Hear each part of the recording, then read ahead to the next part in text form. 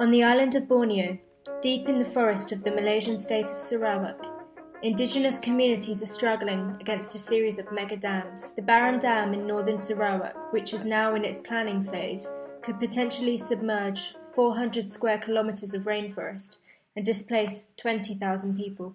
The affected communities have decided to fight against this dam. They are willing to defend their livelihoods and their culture at all cost. Amai manodem! Amai manodem! Amai manodem! Amai manodem! Stop the dam! Stop the dam! Dam the dam! Dam the dam! Dam the dam! Dam the dam! Batal! Batal! Batal Baram Dam! Batal! Batal! Batal Baram Dam! In spite of widespread opposition by the affected communities, the state government of Sarawak is saying that the people agree to the Baram Dam. Alfred Jabu, Sarawak's Deputy Chief Minister, stated in March 2013, "Community leaders and representatives in Baram are all for the proposed Baram hydroelectric dam project."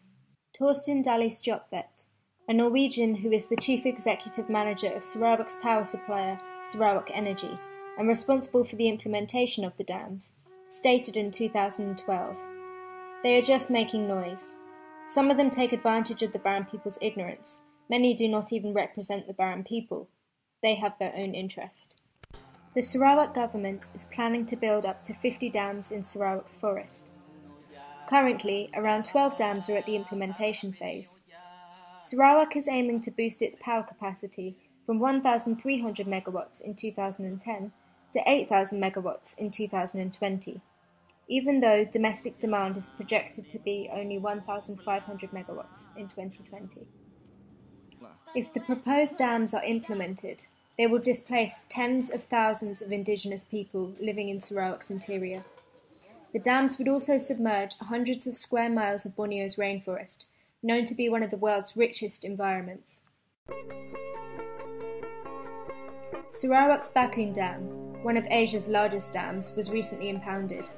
It submerged 700 square kilometres of rainforest, an area the size of Singapore. A distinctive world was drowned in the waters of the Bakun impoundment. The Bakun Dam also revealed the Sarawak government's incapacity to deal with resettlement in compliance with international standards. The 10,000 Indigenous people who were displaced by the dam in the late 1990s are far worse off than before. The resettlement not only led to the people losing their lands and homes, but also marked the end of their traditional livelihoods and culture. Tapi yang masalah bola dang sini tidak ada lot, tidak ada tanah. Pergi buat tanah state land tu perintah punya. Bola dang macam tu je lah, tidak dapat tanam apa-apa. Bagaimana mau hidup sini? Pampasan yang telah diterima, harga kebun, harga kawasan sekeliling rumah, itu yang kami sudah terima. Tetapi tidak dengan begitu betul. Lagipun macam tanah yang tempat kami cari makan, macam cari rutan, cari babi, ini dia belum bayar. 5 villages, however, refused to follow the government's resettlement plans. They took legal action against the government and decided to stay on what is left of their ancestral lands.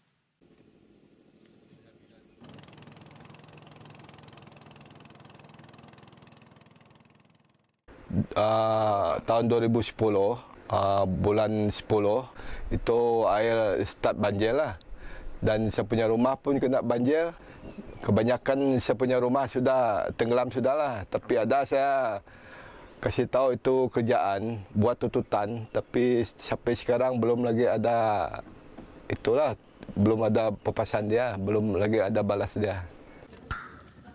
The people that will be affected by the dams now being proposed have seen and heard stories from Bakun and have decided to oppose any further dam building.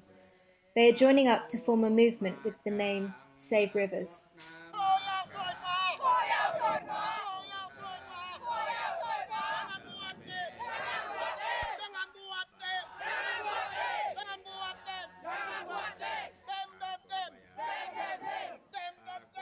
First of all, we believe in the cause. We believe that the dam should not be built. We believe the dam is damaging.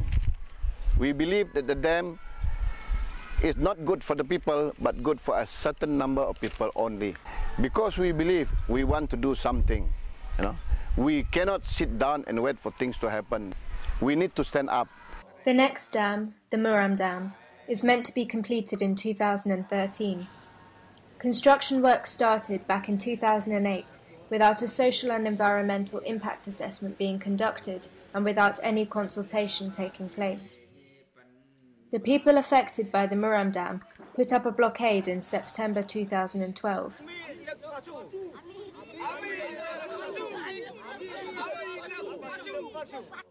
The 1,400 people affected were shocked when they heard about the conditions of their resettlement.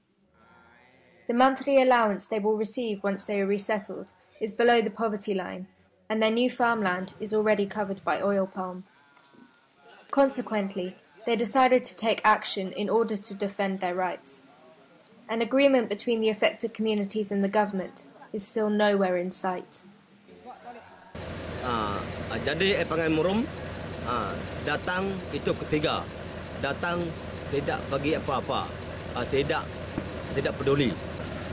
Sebab dia bilang kami tidak ada kuasa, sebab dia bilang kami tidak ada hak sini. Tapi kami ini memang orang tempatan, memang orang asli, memang orang asal di kawasan Murum ini. While resettlement issues have still not been resolved at the Bakun and Murum dams, the Barham Dam is at the planning stage already, and construction work is due to start in 2014. The affected communities are strongly opposed to this dam, as they know what influence it would have on their lives. We love development coming into our area. Any project, any development, we love it, but not this bloody dam. The dam will flood everybody, flood our culture, flood our, demolish our culture, demolish our land, everything gone. Aware of the imminent impacts of the dam, the people of Barham have started to organise themselves, and strong resistance is growing.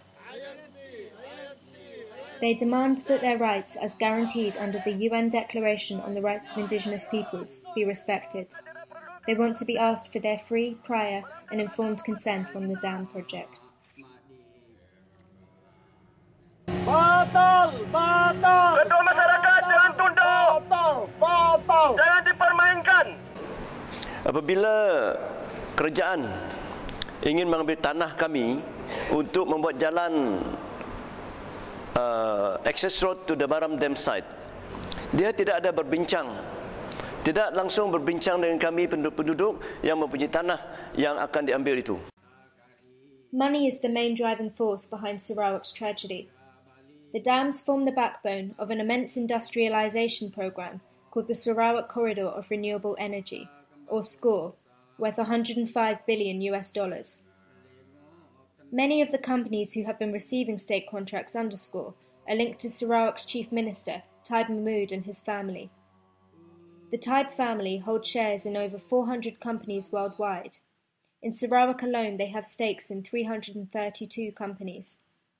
These companies are known to have benefited extensively from state contracts for logging, palm oil plantations, and construction.